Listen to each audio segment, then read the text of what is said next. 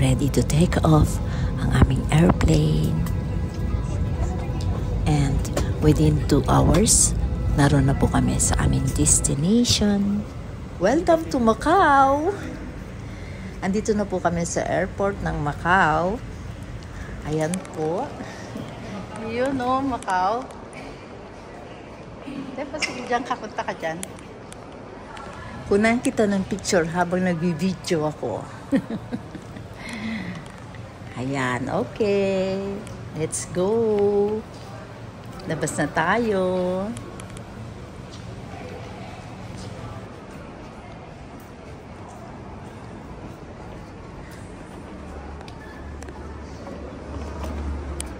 Ay, sorry. Bigla akong nabangga yung police. Ewan ko kung security guard yun dito sa Macau or police. Kaya sabi ko, ay, sorry.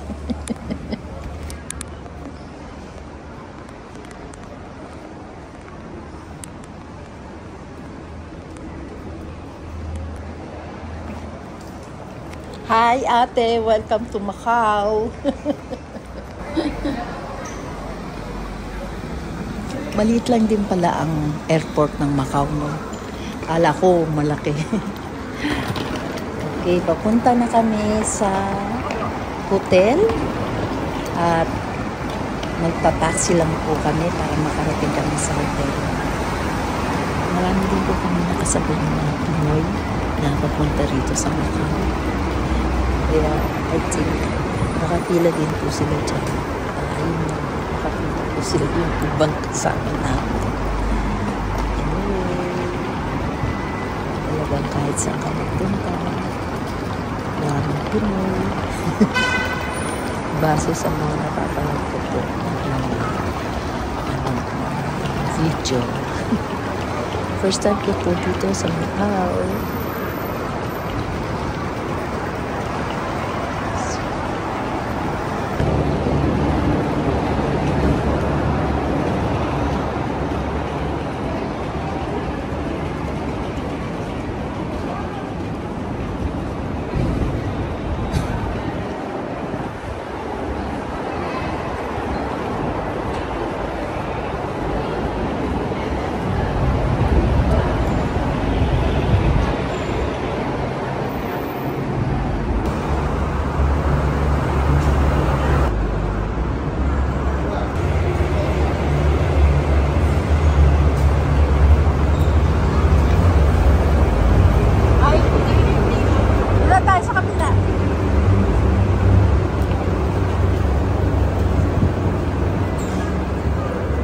Ate, akit ka na. Ate, akit ka na. Akit ka na.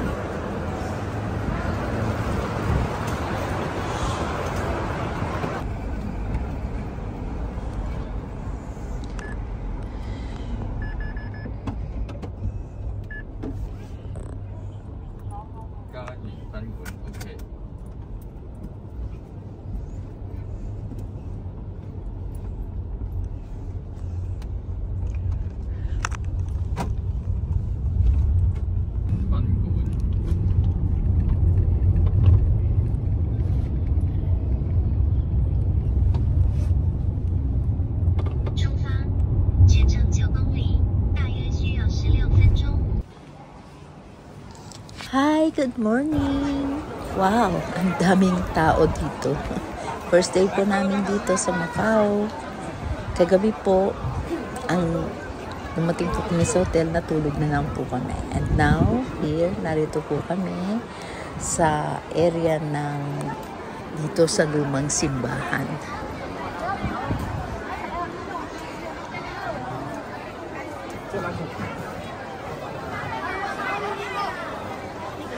Grabe, ang daming tao.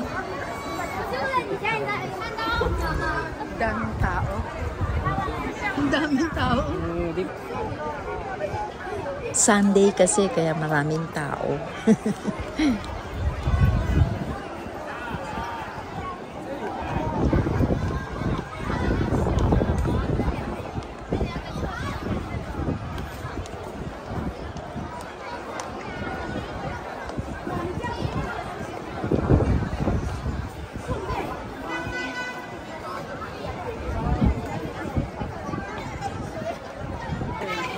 Tara, tikman natin ang mga pre-taste. Okay, thank you. Tikman natin.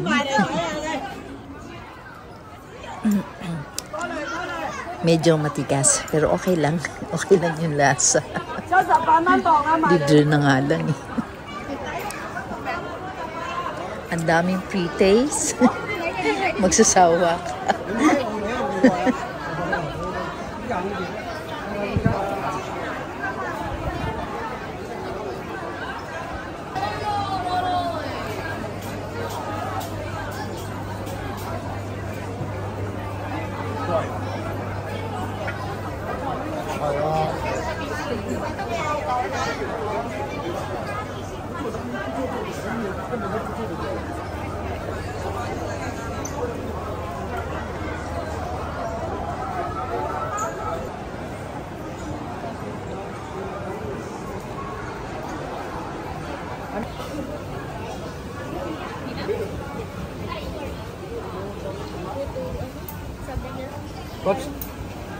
What's named the food?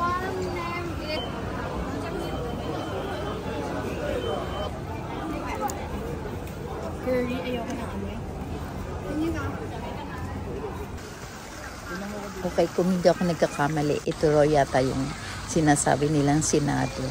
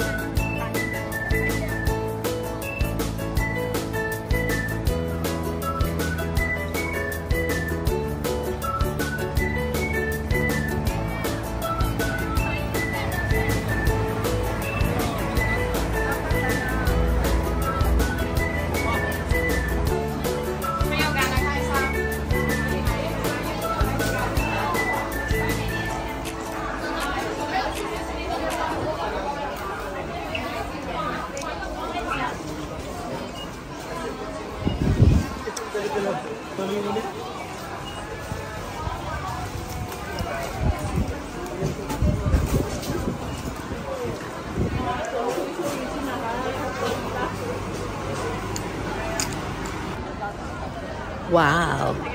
Ganda ng pailaw. Nice! Hindi sila nagtitipid sa kuryente.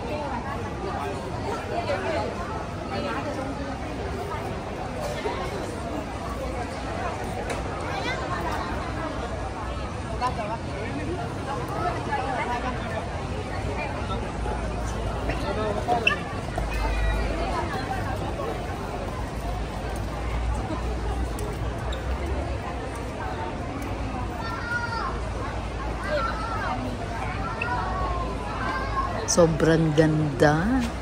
Very nice. Ganda dito pala pag gabi. Yung mga lights. So, tingnan mo.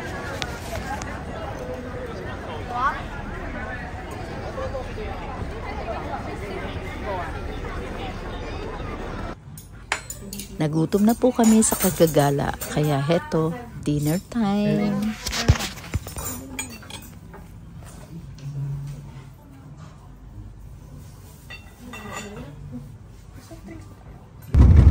Second days and today is Monday. Oh, MGM building. Ito yung mga dito nagbo-boxing yung mga wala akong masabi. Ayan, yung ano ba yan? Lion? Lion nga. Ang gaganda ng mga building dito. Grabe, oh. Tingnan mo, parang ginto. Ayun, oh. Kulay ginto. Alam niyo po, yung naririnig po ninyo. Narito po kami sa Van Alford. Naririnig po ninyo yung gulong. Sumabog po yung gulong na sinasakyan namin Alford. Then, sa halip na huminto po kami, dinidiretso po kami ng driver doon sa aming pupuntahan. Pero natatakot po kami. Nagdadasal na lang po kami na sana makarating po kami. Ay, nako. Well, talagang ganyan. Kasama yan sa pagta-travel. Basta lagi lang po tayong tatawag kay God. Pray lang po tayo. Saan man po tayo naroroon. Saan man tayo pumunta. Gabayan niya tayo. At patnubayan na makarating tayo ng matiwasay sa ating destination. Just pray. I'm sure hindi niya tayo pababayaan.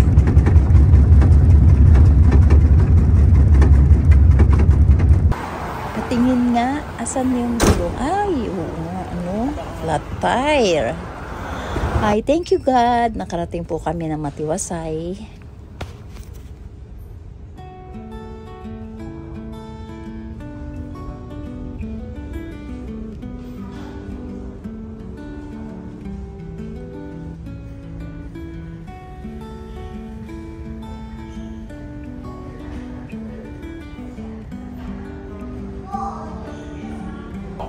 For your safe and comfort, please remain seated. Fasten your seatbelt until this vessel is securely berthed. Thank you for your cooperation.